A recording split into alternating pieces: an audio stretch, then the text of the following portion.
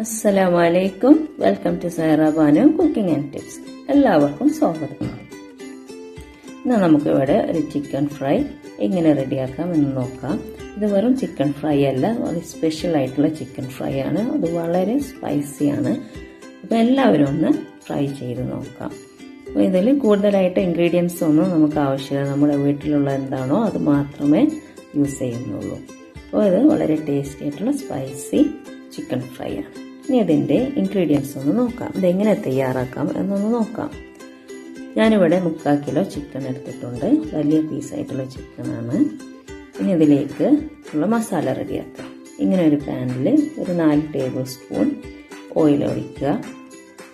ഇത് കോക്കനട്ട് ഓയിലാണ്. കോക്കനട്ട് ഓയിലായിരിക്കും ഒന്നുകൂടി ബെറ്റർ. ഇനി ഇതിലേക്ക് ഏറ്റവും അത്യാവശ്യമായിട്ടുള്ള ഇൻഗ്രീഡിയൻ്റ് ആണ് ചില്ലി ഫ്ലേക്സ്.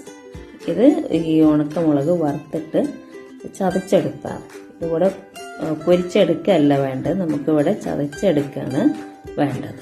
പിന്നെ ഇത് ഓയിലുമായിട്ട് നല്ല പോലെ ഒന്ന് മിക്സ് ചെയ്യാം. അപ്പോൾ ഇതുപോലെ ഇരിക്കണം.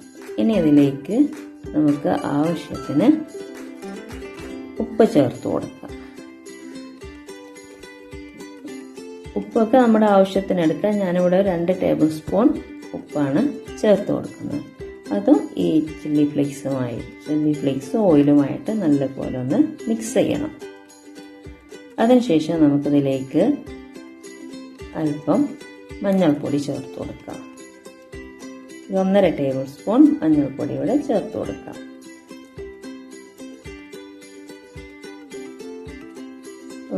ഇതും നമ്മൾ ഈ ചില്ലി ഫ്ലേക്സും അതുപോലെ ഓയിലുമായിട്ട് നല്ലപോലെ മിക്സ് ചെയ്യണം.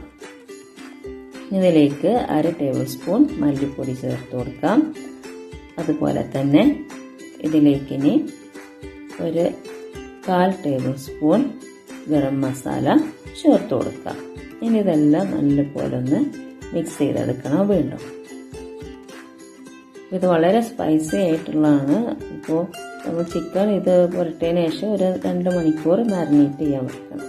ഇനി ഇതിലേക്ക് വെളുത്തുള്ളി അരിഞ്ഞത് 2 ടേബിൾ സ്പൂൺ. ഇത് ചതച്ചതല്ല, പേസ്റ്റ് ആക്കിയതല്ല വേണ്ടത്, പക്ഷെ ഇത് അരിഞ്ഞിട്ട് തന്നെ നമുക്ക് ഇതിലേക്ക് ചേർത്ത് കൊടുക്കേണ്ടതാണ്. ഇനി ഒരു എഗ്ഗ്. അപ്പോൾ ഇത് വളരെ അത്യാവശ്യമാണ്. കാരണം നമ്മൾ ഇതിൽ ഉപയോഗിക്കുന്നൊന്നും പൗഡറല്ല, എല്ലാം ചതച്ചിട്ടാണ് ഇവിടെ യൂസ് ചെയ്യുന്നത്. അപ്പോൾ ഇതെല്ലാം വറുക്കുമ്പോൾ ചിക്കനിൽ ശരിക്കും ഒട്ടിപ്പിടിക്കാൻ വേണ്ടിയിട്ടാണ് ഈ എഗ്ഗ് ചേർത്ത് കൊടുക്കുന്നത്. ഇനി ഇതിലേക്ക് നമുക്ക് കോൺഫ്ലവർ യൂസ് ചെയ്യാം. ഒരു 1.5 ടേബിൾ സ്പൂൺ കോൺഫ്ലവർ യൂസ് ചെയ്യാം ഈ കൂട്ടിലേക്ക്. ഇതെല്ലാം നല്ലപോലെ ഒന്ന് മിക്സ് ചെയ്ത് എടുക്കണം. അപ്പോൾ ഇതിൻ്റെ ഈ ചിക്കൻ ഫ്രൈയുടെ ഈ മസാലക്കൂട്ട് വളരെ ഇമ്പോർട്ടൻ്റ് ആണ്. ഇതിലെല്ലാ ഇൻഗ്രീഡിയൻസും നമ്മുടെ വീട്ടിൽ സുലഭമായിട്ടുള്ളതാണ്. ഇനി ഇതിലേക്ക് അല്പം വിനീഗർ ഒഴിച്ച് കൊടുക്കാം. വിനീഗർ ഒരു 2 ടേബിൾ സ്പൂൺ വിനീഗർ ഒഴിച്ച് കൊടുക്കാം. എന്നിട്ടിത് വീണ്ടും നല്ലപോലെ ഒന്ന് മിക്സ് ചെയ്യാം.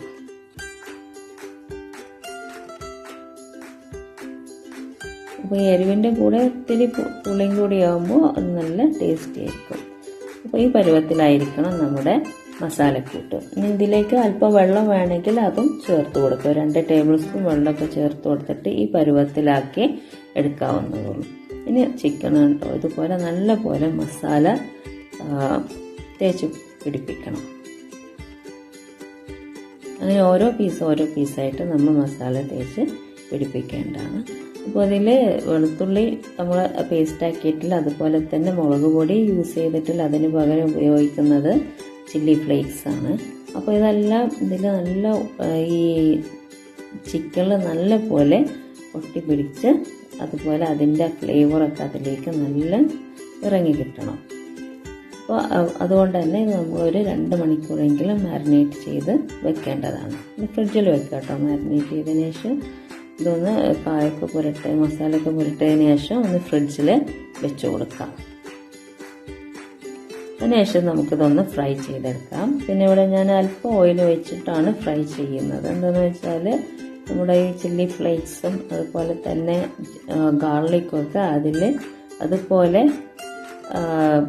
പിടിക്കാൻ വേണ്ടിയിട്ടാണ് ഇങ്ങനെ ഫ്രൈ ചെയ്യുന്നത്.